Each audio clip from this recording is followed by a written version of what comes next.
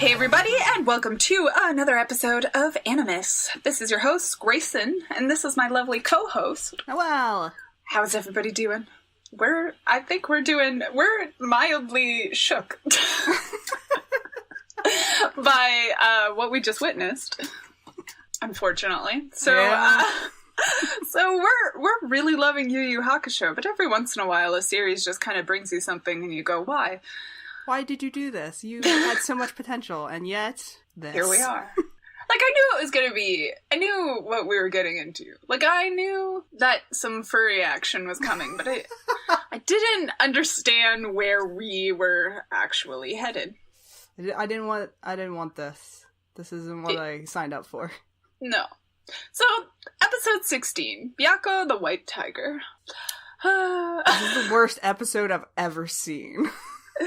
Like, here's the thing, it's not as bad as some episodes of other shows, but, like, I just couldn't take this beefy tiger seriously. No. Like, he wasn't intimidating, and he was the one with the stupid voice. Yeah, the weird echo and... Yeah, that I was already complaining about, I think, last episode. Mm-hmm. Just awful. I hate it. Yeah, and just, for some reason, the production quality dipped so hard. Like, nothing was on model. It's because... Like, some things weren't colored in. Like, what are you doing? It's because they knew what kind of episode they were delivering, so they were just like, we don't have to try that hard. Yeah. Nah. And it's a shame, because it's a Kuwabara episode. I know. Here's the thing, I think we'll get into it later, I'll talk about it, but I feel like Kuwabara has made somewhat of a shift in character. Not in a bad way, because I obviously still really love him, but I definitely think he's changed up in the dynamic of the four. Yeah. I don't know, like, I don't want to say I'm tired of this, like, one-on-one. Like, I'd like to see teamwork. Yeah. Like, I get why it's happening, but I just hate the, like, insistent, like, I'm a man and I'll fight on my own. Like, the bravado is getting old. Yeah. I really like that Kurama in this, though. Like, his face is straight up saying, what did I get myself into? Like, he is not having it. Like, I'm hundreds of years old and a fox demon and all this. I gotta deal with these teenagers. Yeah. I'd like to see more teamwork in them. And, I mean, I'm seeing it kind of in that, like, they respect each other and stuff like that, but I think I'm looking for something a little different than like our regular what's going on. But I will say that I really like how Botan and Yusuke's friendship has grown over these last couple of episodes. Well, not even episodes, but just like the last couple of arcs. Like, you can see that they really like love and respect each other, and not in a romantic way, which is really refreshing. Yes. Because he was so concerned about her well-being. I love her outfit so much. It's so cute. I love how she's just, like, holding down the fort in the human realm. I'm surprised, as far as her outfit goes, that she... Like, her iconic thing is the pink kimono with the broom. But she hasn't been in that in a long time.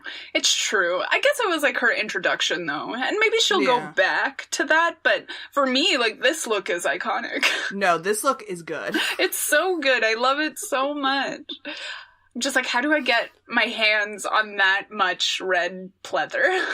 Oh, God. It's a good look. I like it. It is. I also just like, let's get back to Tony the Tiger's Tony the Tiger. Disgusting cousin. Oh, God. I love how we're supposed to believe that he has, like, this awful howl, but it's, like, the weakest thing I have ever seen in my life. It is. It's like, did you even try? Did you try? Like, not at all. And why did we were getting such quality. And this fight is so drawn out. 2 episodes. God. There are some things, though, that I like at the beginning of this episode with Kuwabara, because I like that he's showing this nervous side of him. And I think this comes into play with his dynamic shift, because we have Kurama, who is very calm and collected all the time, and is kind of graceful and pretty. And then we have Hiei, who is very put together, knows how powerful he is. And then we have Kuwabara, who's yeah, very much so. Who's very much new to all of this, despite being like super sensitive spiritually. He's very new to the whole thing, and I like that he's like, no, I'm gonna fight this guy. I'm gonna prove to you guys that I'm worthy of standing next to you. But I like that Yusuke kind of makes fun of him, and he's like, yeah, with your quivering warrior anticipation. Kuwabara's high pitched voice is literally one of my favorite things in the series. Yes. It's such a gift, but I know that he's starting to be played for comedic relief. He's like he's finally that character that we thought he would be. Yeah. Which is a little upsetting. He's also like, he's kind of like the hurt the cutie all the time. Like he's, I don't know how many people would put Kuwabara in that cutie position, but we definitely always are pummeling Kuwabara. Yeah, it's so frustrating because, like, Hiei's and Kurama's fights, while they were difficult, like, they didn't struggle nearly as much as Kuwabara. No, they didn't present, like, a challenge at all. Yeah. And it could be argued that, well, Kuwabara is not as experienced, but I don't know. Kuwabara gets shafted. To be fair, later on, like, we'll see that, like, this opponent was a lot more to take in than the other opponents, I think. But yeah, like, I agree with you that, like, those took one episode each, and, like, especially with, we'll get into Hiei's later, but, like, especially with Hiei, like, I feel like there was never a moment of doubt. At least with Kurama, there was a difficulty and he does get injured. Yeah, that's the thing. Why was Hiei's fight the third one? Kuwabara's and Hiei should have been switched. Maybe it was to show us how powerful Hiei actually is, though. I guess so, but that half episode I felt it was a little pointless. I'm like, okay. Yeah. You could have upped the power level of this one. Yeah. That could have definitely been a lot more. Also, like, what is Byaku's color scheme? Like, what is going on? He's a blue tiger wearing, like, a weird puke orange, and his hair is green. Like, there's so much going on. He looks like an off-brand character that was, like, made for, like, a porn series instead of an actual show. Wow. Like, oh, we need a generic villain character. Here you go. For, like, a hentai? Yes. Oh, man. Just, like, big, beefy tiger. Ew. And so this part of the episode is where we get R-rated, apparently.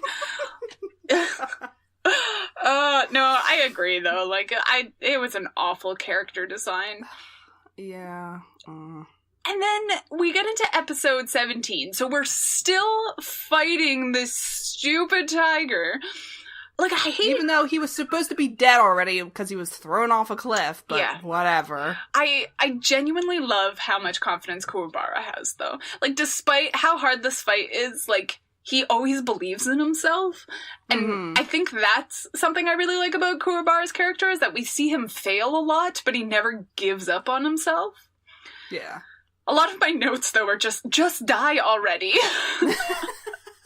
Like, I was so freaking annoyed by this character. But I think we got some really cute moments with Kurama and Yusuke. I like that Kurama is not really what we're expecting. Like, yes, he's 100 years old and he's put together, but he starts making, like, cute little jabs at Yusuke about Yusuke being really stubborn and, like, very much like Kuwabara. Yep. And then we also get the gift that is Kuwabara taking his jacket off and doing the Kylo Ren challenge.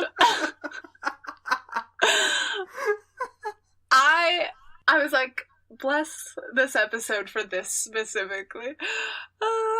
And then that jacket burns up, so it's never coming back. Nope. Mm-mm. Like, darn. Dang. Yeah. I think this episode gives us a nice insight to Yusuke and Kuwabara's relationship at the end, because Kuwabara generally sacrifices himself for this group, and Yusuke genuinely cries at the loss of Kuwabara. Yeah, which is, because at first, they were enemies, but now they're like, friends. I feel like they were always frenemies. Yeah. I think Kuwabara probably considered Yusuke more of a rival than Yusuke did. Yeah. And then we move on to this half episode that we're talking about. Unlike the stupid tiger, I really like the next villain's design. Yeah, it's good. I don't really know why he's called a dragon. No, you're right. No. I don't know either.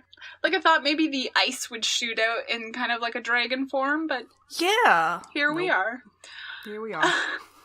However, we do get some really cool Koenma, I think, scenes in this episode. Who, like, for me, like, every time I hear his voice, I get excited.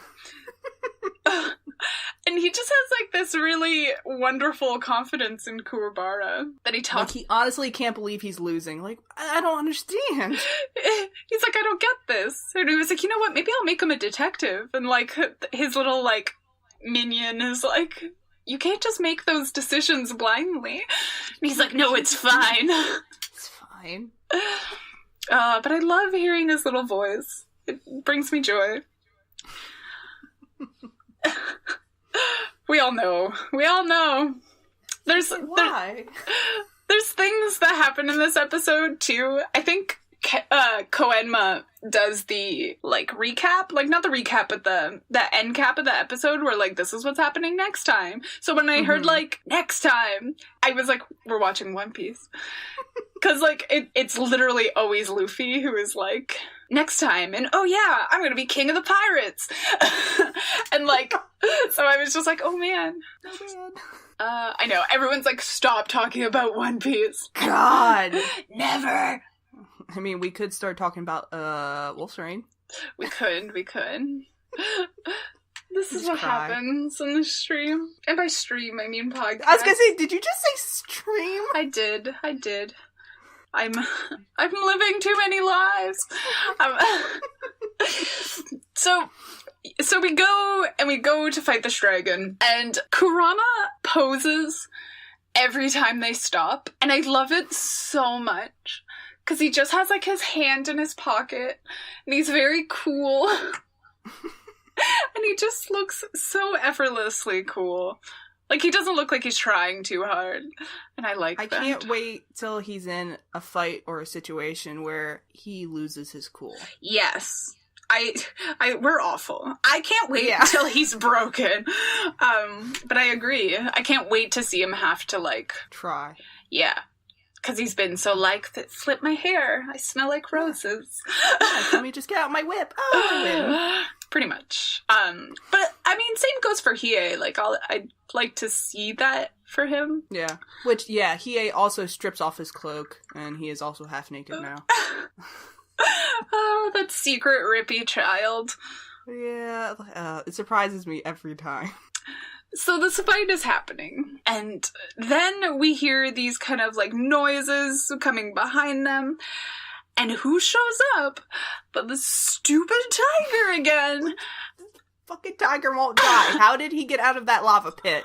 How? Like, my only thing is that, like, it wasn't actually lava, it was just hot sauce, and, like... He climbs out, and his buddy is like, you're weak, and I hope you die. And then he kills him, and then his head is frozen and lopped off, and he's still talking. Yep, this dude won't die. No, like, he was the worst invention. Who allowed this? Is there a thing like an anti-Ida bag where you make one and then you burn it? That is dedication. Like, that is... I hate you so much. I'm gonna spend a bunch of money and then destroy it. Yeah, not to mention, like, he's probably a character that doesn't have a whole lot of merchandise, so you're gonna pay upwards to, like, $100 a keychain. Oh, God. Yeah, no, I don't hate him that much. No. We do, however, here's the thing. I'm being swayed a little bit. We get some really nice character changes in Hiei. Yes. And my thought is, who is this and when did they kill Hiei? I'm starting to like him. Yeah. Love him? Not yet. No. But I see the potential in him, so I'm scared. I think he is very much the tsundere of the group. Because it's not like I respected Byako or anything. No. I just didn't want to look at his face. Alright, dude. Come on. And, like, I don't know, we're starting to see those kind of walls fall a little bit, and that's nice. So I'm hoping that happens a little bit more, so. Yeah. And, like, we need to stop using... Here's the thing. I made a note about using Keiko as, like, this pawn. Damsel in distress. And I was tired of it. But then we get into episode 19, and I think it changes. So I think I can retract my statement of this note, because I don't think that it's true by the end of it. But it got dark fast. Yeah? like ridiculously. So we go into episode 19, and we have Botan and Keiko running from the zombie, like the bug zombies, and her teacher, like, attacking her, because he is also a zombie. Right. And the Botan and Keiko relationship is so good. Yeah. Because they're like, don't give up, I'm not leaving you behind. And yeah. Yes. And I've never, on a side note, I've never heard a yell in an anime be as intense as the voice actress for Keiko. Right? It sounds so legit. Yeah, I'm like, this is scary. Yeah. But so we get this kind of, when we first start out the episode, I'm like, okay, she's a damsel in distress, and she's gonna be like Yusuke saving grace because he's gonna want to save her. And he's literally shaking with anger. Mm-hmm. And like, I love him so much though, because he doesn't think she's weak, right? Like, he straight up tells this villain that she's tough and that she's going to, like, get through this. And that she's not, like, a glass... Does he say glass bubble? Or what is a bauble? A bauble? It's just, like, a random ornament of some sort. Okay. So he does say glass bauble, right? Yes. So, yeah, that she's gonna get through this. And then they have this really nice parallel between Yusuke and Keiko. Where, like, Yusuke hits the villain with his, I think at that point, just his fist. I don't think it's his ray gun at that point. And she slaps the teacher. So there's, like, this nice dynamic that says she's just as tough as he is. Yeah. And so I think by the end of this episode, I was like, okay, she's not actually a damsel in distress. But I would like for the villains to stop being like, Yusuke cares about her, let's torture her. Yay! I hate Suzaku. He's really pretty, though. He almost looks like he should be in Dragon Ball, though. Oh, yeah. For sure. 100%. I was shocked, though, because, like, so far, all the villains that I thought were going to be, like, pretty weren't as pretty as I thought they were going to be, but he actually is. I hate him, too, though. So, you're not, like, I'm not, like, forgiving him for his prettiness. I'm just...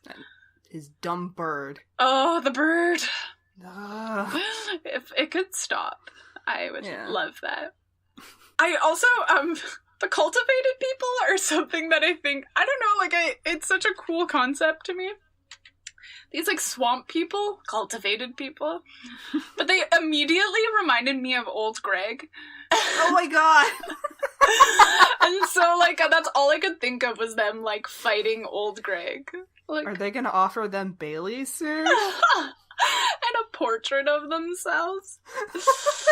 Just be like, why don't you love me? For those younger than us, Old Greg is a meme from long ago. Please just look at what Old Greg is if you don't know. But yeah. My notes about Kurama are getting so very shallow. Your thirst is showing. Huh? A little bit. He's so pretty. Like, I like him a lot. He's very pretty. We're probably the only two that think he is pretty. Who? Kurama? Not Kuwabara. Kurama. Oh, I thought you said Kuwabara. Sorry. Here's the thing. I also love Kuwabara. My next note is that he kind of reminds me of Tanaka. Yes. And so I know a lot of that probably has to do with that I like that hype man. Mm-hmm. That person who kind of pretends they're really tough. But they I mean,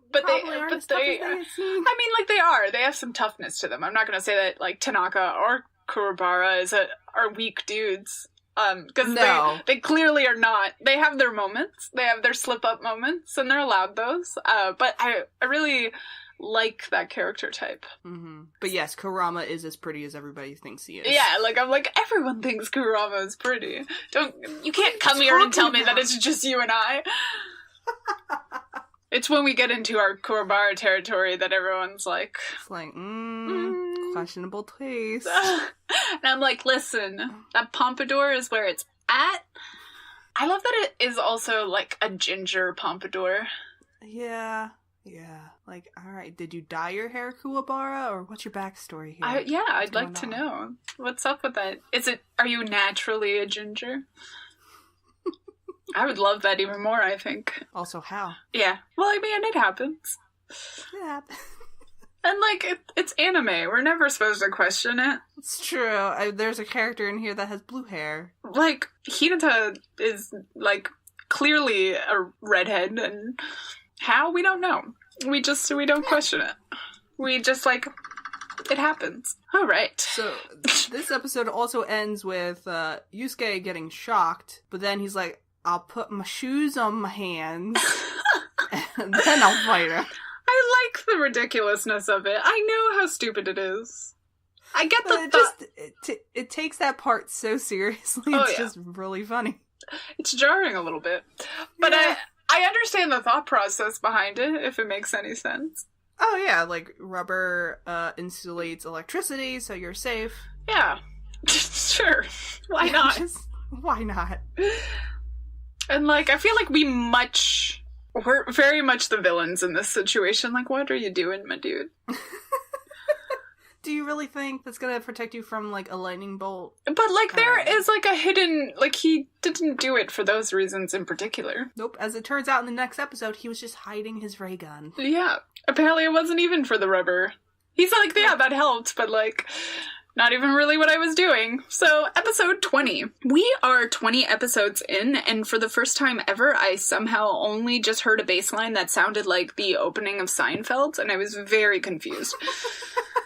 And I don't know if it's because this music has never been played before. Like, I don't know how I just noticed.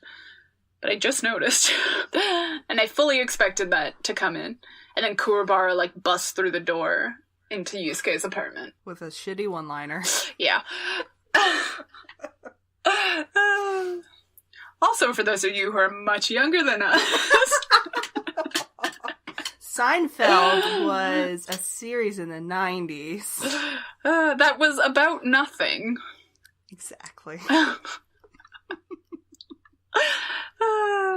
So we get into the bigger parts of Yusuke's fight, and I genuinely love how much of a brawler Yusuke is. For me, like, I'm never about, like, finesse fighters. I am, like, you know, like, we saw Ignis, in episode Ignis, like, pull out some daggers and, like, finesse the shit out of his fights, and I was like, this is amazing, look how fancy this guy is. But for the most part, like, I love a dude or a lady who just, like, is fists and, like, dirty fighting and, like, ready for, like, ground and pound. Like, that's what I'm about. So the fact that Yusuke is this kind of character who is, like, very much a brawler brings me a lot of joy. Yeah. Which his design doesn't lend you to believe that he would be. No, like, he very much looks like, I don't know. How do I explain anime it? protag. Yeah, but I mean, a lot of anime protags, like, I wouldn't say that Luffy is a finesse fighter. Like, Luffy is definitely a brawler. Oh, no. Yeah. So, I mean, like, I feel like a lot of shonen protags are, actually. Because, Naruto has some finesse, but at the end of the day, like, it's his willpower and his willingness to always get up. And power of friendship. The power of love. Not wrong. Sailor Moon? But Misagi is questionably even a finesse fighter, okay? Is she a fighter? I'm not sure. She's a lover. We didn't get that far. But, like, no one in that series is. Like, no. Tuxedo Mask is also just like, I'm not getting these hands dirty. No. No, he comes back. However, Yusuke, so we have some flashbacks to training, and Yusuke in that white tee and those jeans, though? And slightly mussed hair? That's a look. Mm-hmm. It is a look. Can we get rid of this damn green uniform? Please. I half love the really bad uniforms, though. Like, they're so aesthetically pleasing to me. And they just, right, now I'm questioning your taste. They just, like, lend themselves well to, like, that, like, delinquent look. Yeah, you know what do. I mean? So, I really like them. Green is questionable, but it's starting to grow on me. I think I would have preferred black, but I'm not gonna complain. Ooh, black would have been good. Yeah. Like, I just don't understand. Like, everyone else in the school has a different uniform than he does. He's special. He's a rebel. Do you think he just bought another school's uniform and said, fuck it? I don't know, because, like, that seems like a lot of effort to rebel. Well, maybe that one was cheaper? Seems like he's trying too hard to rebel. He's like, heck this establishment. And you're like, okay, Yusuke, calm down. Calm down. You got hit by a car because you were helping a kid, so... You're a soft boy. And we all know. We also get Yusuke crying in this episode, and it is too good. Why am I this way? Yeah, after being pummeled and, like, shocked continuously by 7 different Suzakus, and he's crying. Because, not even because of pain, just... Nope. But, like, I deserve this. This is the content I came for. You know, watch my faves get broken and beaten down. And you wonder why I sent you Wolf's Rain? Here's the thing. I hate you for it, but I also kind of love you for it. And it will forever be one of my favorites because it hurt me so much.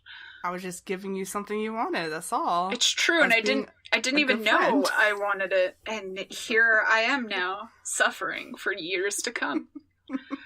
How am I supposed to live my life knowing that Sume never had a happy ending? Oh, well, when you put it that way. Mm-hmm. See what you did?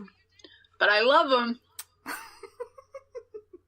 So, Yusuke gets shocked and shit, and he sees Keiko and Botan, where he thinks they're about to get murdered in a closet, but they tricked him, and they clobber the zombies in the head and run away. And Yusuke's like, well, shit, if they can do that, I can kick this guy's ass. Power of love. Yeah, exactly. Friendship! We go through a montage of him trying to connect his heart to his abilities. And it works because he realizes he has all these amazing and great friends and he's grown so much and he has this, I don't know, I think it is nicely explained.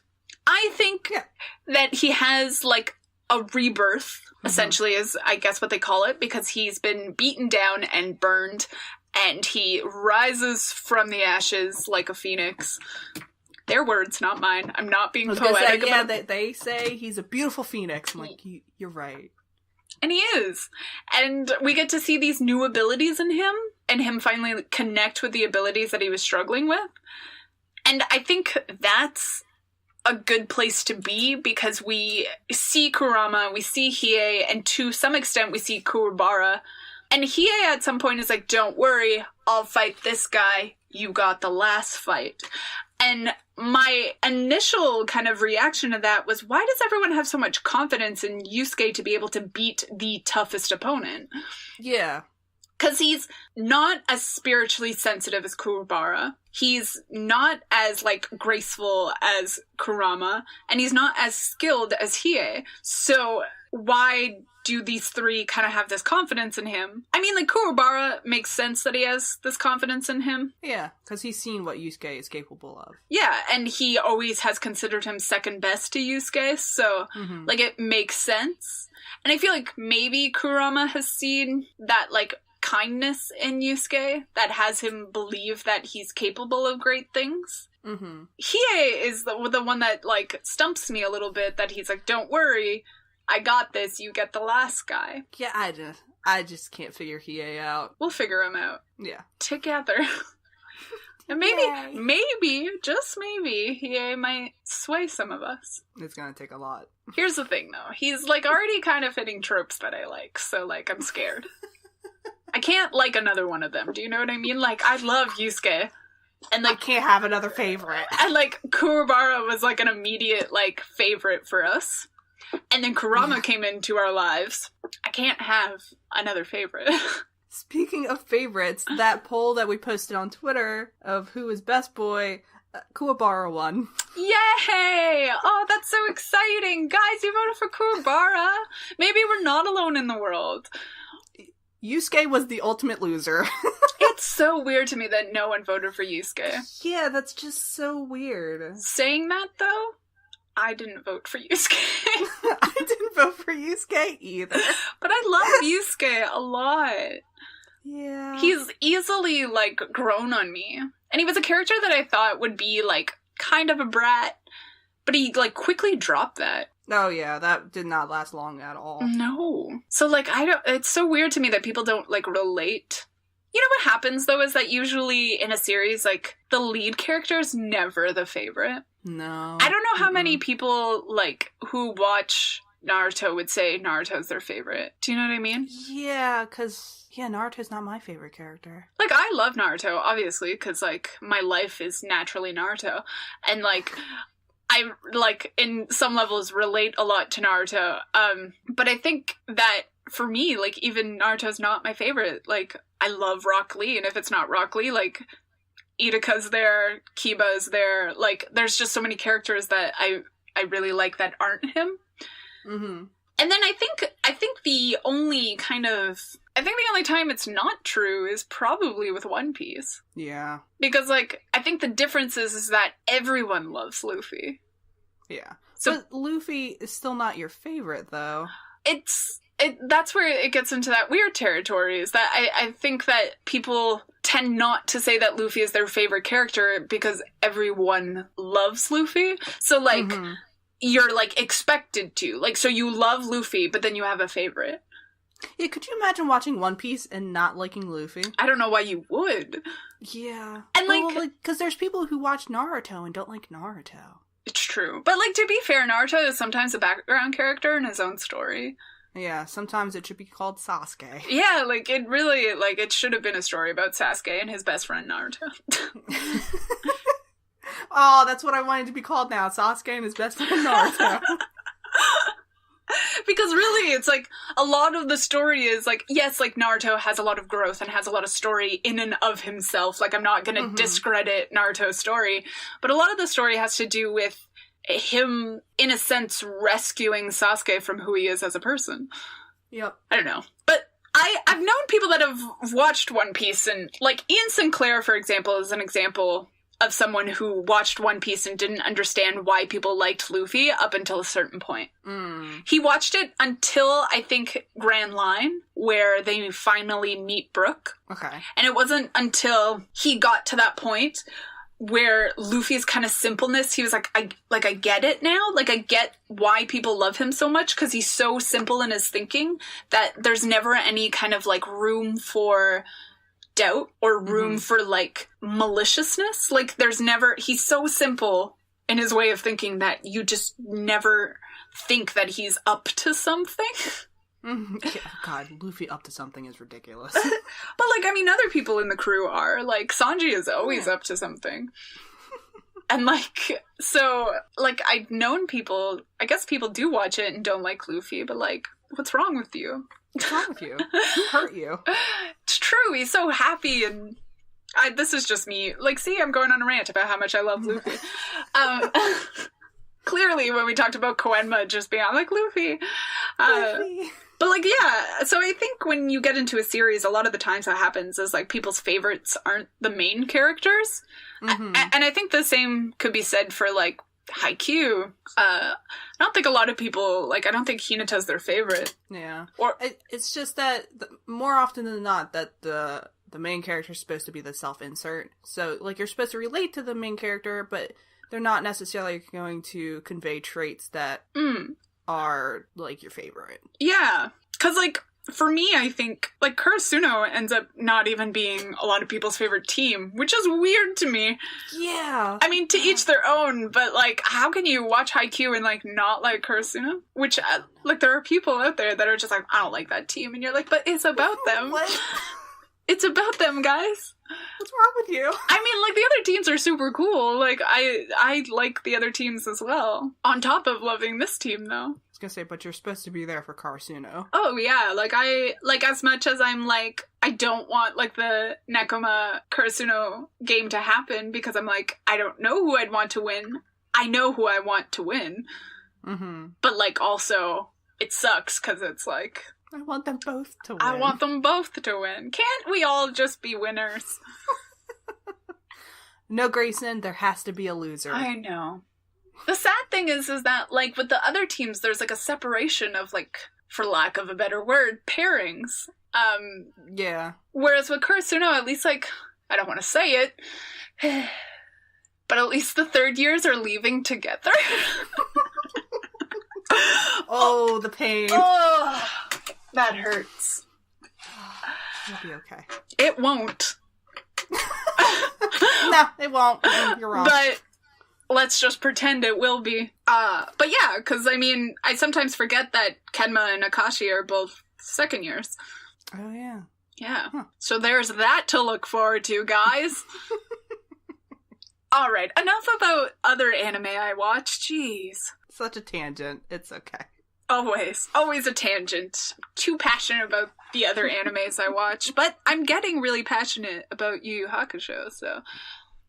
Yeah, I'm interested to see how this fight resolves. Yes. And I know that we're soon getting to an arc that a lot of my friends really love, which is, I am a little bit scared, because, like, if it's dark now, I imagine these arcs are gonna be kind of darker. Oh, but you'll get your favorite thing of beat-up boys. Why am I this way? I mean, I'm not saying that I don't like that too. Why, I do. Why do we do this to ourselves? It's why I watch things like Berserk. Like, it's a given that I just want, the bigger they are, the harder they fall. And see, that's why sometimes I need shows like How to Raise a Mummy, just to be like, oh, this is a cute thing that nothing bad ever happens. That's why I got into Sanrio Boys, but I was wrong. Nope, you were wrong, Pain. It was supposed to be happy. Oh, this is just supposed to be a commercial about cute boys liking cute things. No. Wrong. Grandpa's dead. How dare! Oh, it was bad. It was bad. I don't even want to see the class president's story. Not ready. Lord. I feel like his is probably going to be tame. It's going to be neutral and boring, hopefully. We can only hope. We can only hope. Well, guys, sorry about all our rants after this not being about Yu Yu Hakusho. But we're really enjoying the series despite how it might have sounded in this episode. It was just, man, that tiger. I could have lived my whole life never meeting that tiger. Aw, name of the episode. Yeah. Alright, guys, we will see you on the next episode where we continue our journey into the Yu Yu Hakusho universe. And we resolve this fight with this beautiful villain. Beautiful. Awful, but beautiful. Gets a pass. Alright, guys, see you next time. Bye.